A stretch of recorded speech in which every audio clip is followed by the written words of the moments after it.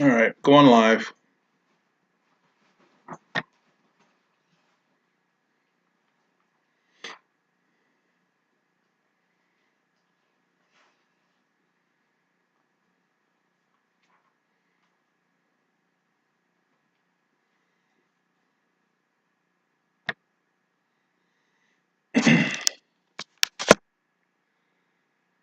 Okay, we're going to get ready and get started here. The stream starts at 7 o'clock, so I'm going to turn it towards our big screen and get ready for the debut.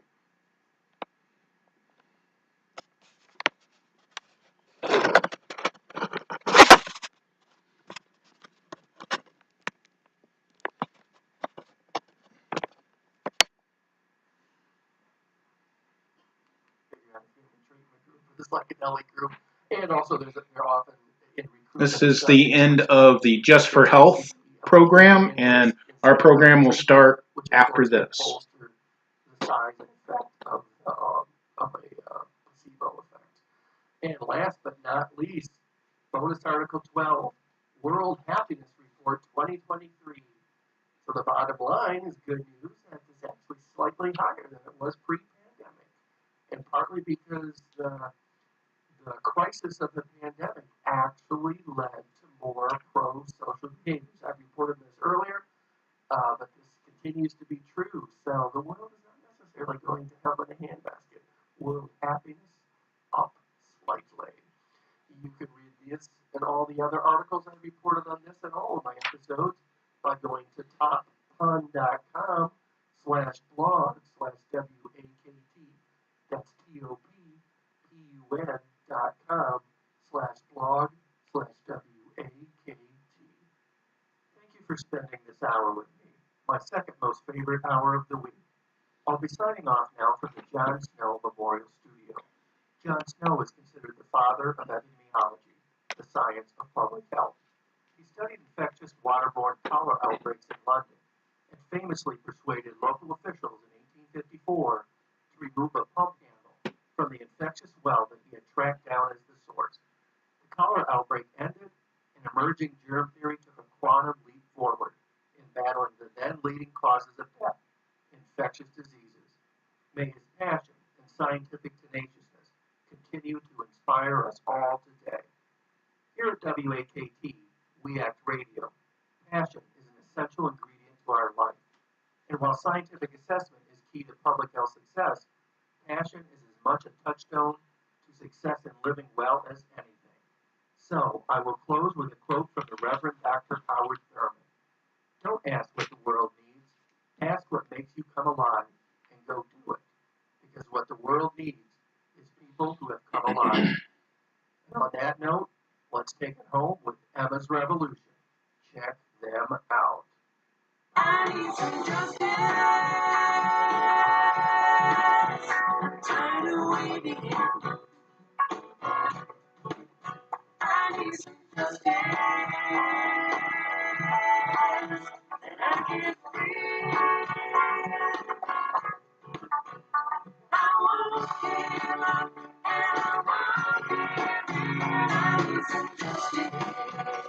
It's real. I need some hope. It's real. I need some power. It's real. I need some peace. It's real. I need some change. That's real.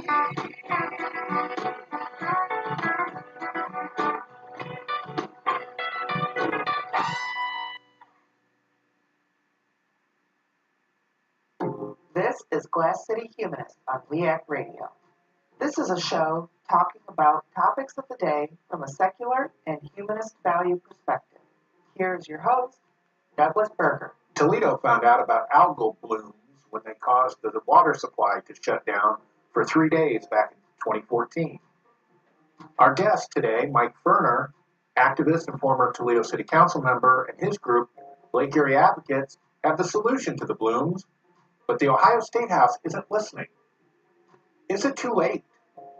Glass City Humanist is an outreach of the secular humanists of Western Lake Erie. building community with reason and compassion for a better tomorrow. Views expressed on the Glass City Humanist are not necessarily those of Sholey or WAKT Radio. Hello, my name is Douglas Berger, and this is Glass City Humanist. I started the show as a podcast shortly before the pandemic hit. It's an outreach for my group, the Secular Humanists of Western Lake Erie, which I helped found in 2018. There are what seems like hundreds of churches in Toledo, but there are little to no groups for humanists, atheists, agnostics, or other freethinkers. And I want Sholey to be that group. And I hope Glass City Humanists will help the listener get introduced to humanism and humanist values. I want to thank WAKT Radio and the board of Toledo Integrated Media Education for giving me the chance to bring this show to you. So what do we mean when we talk about humanism and humanist values? Modern humanism is a worldview that evolved from the progressive reform movement in Minnesota. Humanism relies on reason, compassion, and science to discover truth and to solve human issues. Humanism began in the Unitarian Church in the early part of the 20th century, when people decided that religion needed to help address the common issues of the day, like poverty, war, and authoritarianism. By 1933, a Humanist Manifesto came into existence, and the opening paragraph said, "The time has come for widespread recognition of the radical changes in religious beliefs throughout the modern world. The time has passed for mere revision of traditional attitudes. Science and economic change have disrupted the old beliefs. Religions the world over are under the necessity of coming to terms with new conditions created by a vastly increased knowledge and experience. In every field of human activity, the vital movement is now in the direction of a candid and explicit humanism. In order that religious humanism may be better understood, we, the undersigned, desire to make certain affirmations which we believe the facts of our contemporary life demonstrate." And that manifesto in 1933 was signed by some important liberal and progressive figures of the time, such as John Dietrich, Llewellyn Jones, R. Lester Mondale, who is the half-brother of former Vice President Walter Mondale, and Edwin Wilson. The first manifesto had a focus on religion and church, and it created a lot of humanist communities in Unitarian churches across the country. In 1941, the American Humanist Association was formed. My group, Sholey, the Secular Humanists of Western Lake Erie, is a chapter of the AHA. Back in the 1960s, the headquarters was in Yellow Springs, Ohio, and currently they are based in Washington, D.C. In 1973, there was a need to revise the manifesto because of the monumental change that had happened in the world since 1933. One of those things was the Civil Rights Movement. They had an opening paragraph, and it starts out, "Humanists still believe that traditional theism, especially faith in the prayer-hearing God, assumed to live and care for persons, to hear and understand their prayers, and to be able to do something about them is an unproved and outmoded faith. Salvationism, based on mere affirmation, still appears as harmful, diverting people with false hopes of heaven thereafter. Reasonable minds look to other means for survival. Manifesto 2 is a more secular document with less focus on religion, and in fact, it's a bit anti-religious. It was at this time that a flavor of humanism called secular humanism came about. I'm a secular humanist, if anybody was wondering. And secular humanists avoid churches, Sunday services, and rituals that are still found in Unitarian churches today. At the time, the church-going humanists were referred to as religious humanists. So in the humanist movement, you had religious humanists that were mostly Unitarians, and they would go to church. And then you had the secular humanists that did not go to church. Today, a better term for religious humanists that they use is called congregational humanism. And that better describes what they do is they congregate, they go to church. Manifesto 2 had 17 points we humanists agreed on as part of our consensus. And it was signed by even more people who were progressive and liberal at the time, including Isaac Asimov, Betty Chambers, Francis Crick, Albert Ellis, Alan Guttmacher, Sherwin Wine, and Edward Lamb.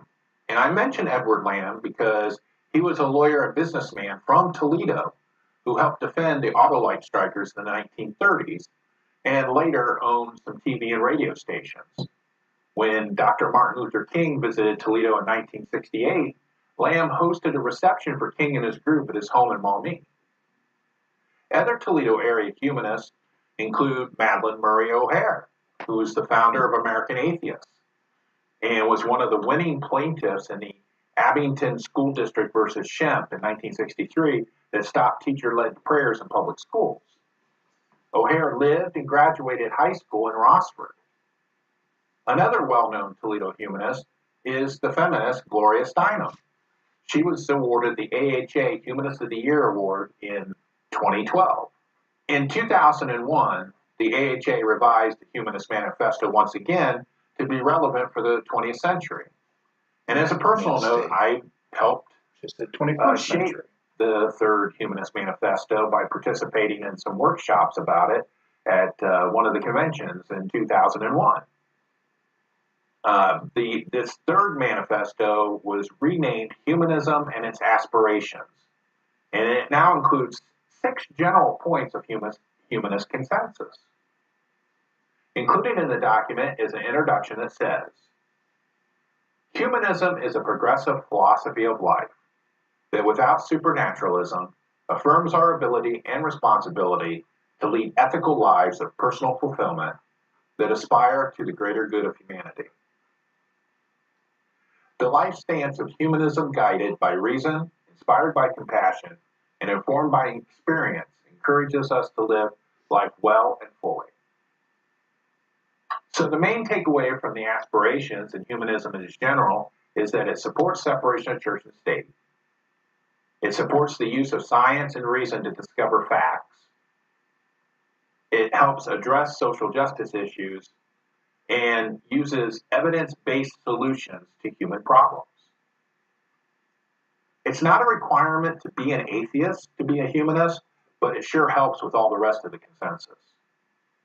A few years ago, the AHA developed an education model that teaches humanist values. It's called the 10 Commitments.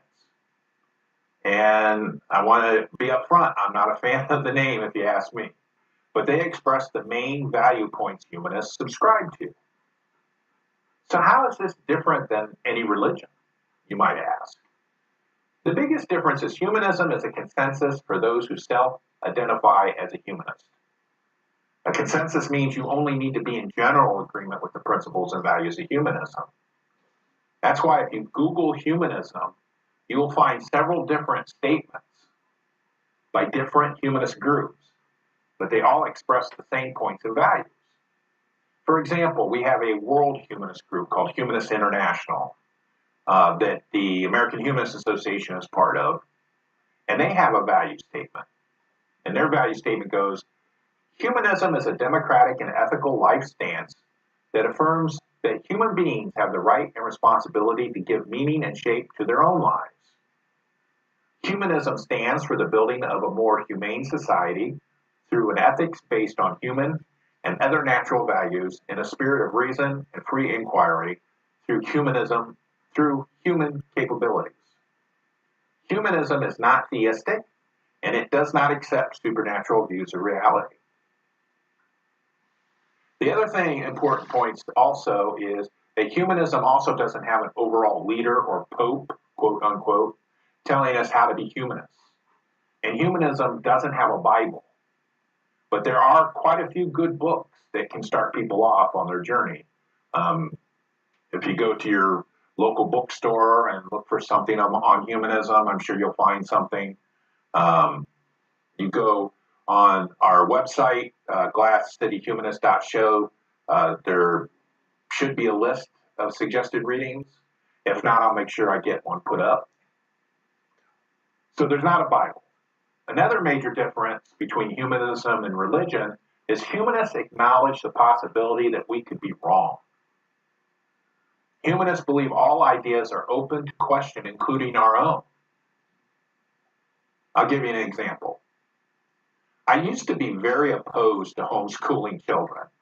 25 years ago, if you tried to suggest that homeschooling was cool, I would debate you. I would probably fight you in the parking lot. I don't know. I hated homeschooling, mainly because it was used by Christian nationalists to indoctrinate their children in bigotry. Still is, but I've kind of modified that a little bit. One of the biases that I played into was that children needed socialization, and only schools can provide it. And so some studies, scientific studies, and current education thinking refutes that bias. There's other ways that children can get that needed. Children still need socialization. You can't have little Timmy locked in your basement until he's 18, because then it'll mess him up mentally. Humans need human contact. I guess that's probably why we were so distraught during the pandemic and the lockdowns. It was because we were missing that human contact. But anyway, I digress. So, so I bought into that socialization argument.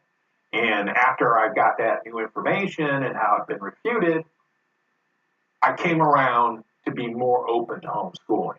In particular, some humanist groups have done some homeschooling curriculum and have actually done homeschooling, I believe, in Florida.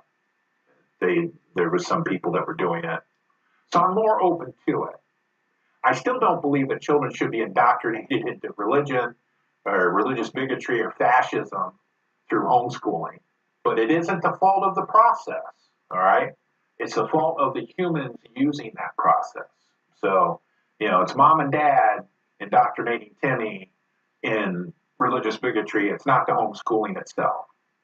Because humanists aren't dogmatic and we can change our views based on new evidence and information, we don't believe we are better than other people. We don't believe that we're superior. All humans should have basic dignity and worth. That also means sometimes even humanists can be an obstacle in addressing social justice issues. Like I said, that I bought into that bias about homeschooling. There have been humanists who don't support trans rights, for example, or who are pro-life. They come up with secular, scientific reasons to oppose abortion. Some humanists do that.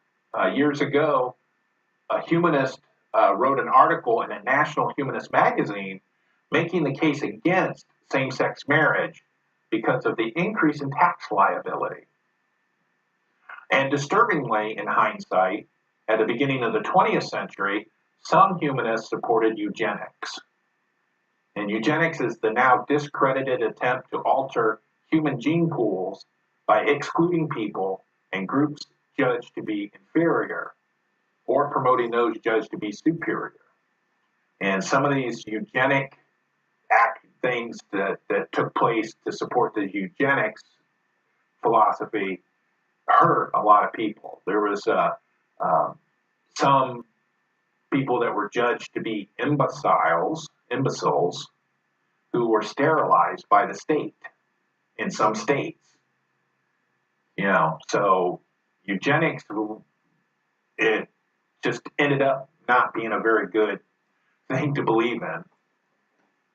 In fact, it was used by the Nazis to justify the Holocaust. So it's good that was discredited. But I just bring it up to let you know that humanists are people, and sometimes we fall for some of this stuff that turns out not to be true or different. And we'll get into that in future episodes. There's a thing about psychiatry that I want to talk about, some of the things that I found in researching some history on humanism. So we'll get to that. Personally, I'm an atheist. That answers the God question for me. Is there a God? I'm an atheist. I don't believe there is a God. But I've always had the need to support church and state separation, civil rights, abortion rights, and making the world a better place for all of us. Atheism just never addressed those issues directly. They just never do. You know, it's always I don't believe in God, but I'm a member of Amnesty International, for example. You know, I discovered humanism in the mid-90s, 1990s, and it allowed me to work in those areas that concern me while remaining an atheist. So atheism was my God question thing. Humanism was my world view, my philosophy. And now more than ever, there's a need for humanism and humanists. How do you hyper-political climate we live in today? And that's what I intend on talking about in future episodes of the Glass City Humanists. We will look at topics of the day and look at them from a secular and humanist value perspective. In today's episode, we offer ways we can save and protect Lake Erie, which is the main water source for Toledo and surrounding communities. The science on doing it is solid, and we know what needs to be done. How will we get the politicians to listen and do what is right? I also have some interviews scheduled in the coming weeks with the Executive Director of the American Humanist Association and the President and CEO of Americans United for Separation of Church and State. So you'll get to hear about the work of those groups. And I also plan to do some lighter, fun stuff, like talking about movies that express humanist values that I've seen during growing up and whatnot, and introducing some other people who have been selected as Humanists of the Year over the decades. Isaac Asimov was one, Gloria Steinem is another. You know, those people you kind of figure they were. And so that's what I'll be doing for future episodes. Glass City Humanist is a podcast. So the material heard during these shows was either part of the podcast, because I do plan to reuse some material, or it will become a podcast. Like this episode today is going to be a podcast, probably without this introduction. So if you want more content about the Glass City Humanist, visit the website, glasscityhumanist.show. SHOW.show. I'm also looking to be responsive to the community at large, the people that are listening today. So if you have a question about the show, humanism, or want to suggest a local guest, somebody from Toledo, and I'm always looking for people to talk to, visit the website and fill out our contact form. So again, I am more than thrilled to be on WAKT Radio, and I hope you enjoy the show. Let's start.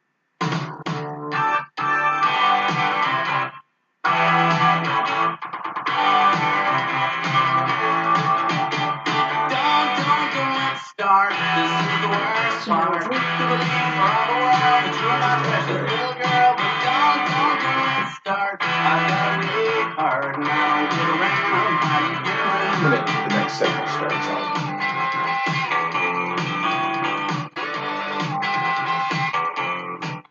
Our guest today is Mike Ferner. He is a longtime environmentalist. He used to be on the Toledo City Council, where he sponsored the largest investment in energy efficiency for municipal buildings in Ohio. Well, I hope you enjoyed that introduction to the podcast on WAKT Radio, and check it out more often. It's on right now for another half hour or so, so listen to it, and we'll check you later.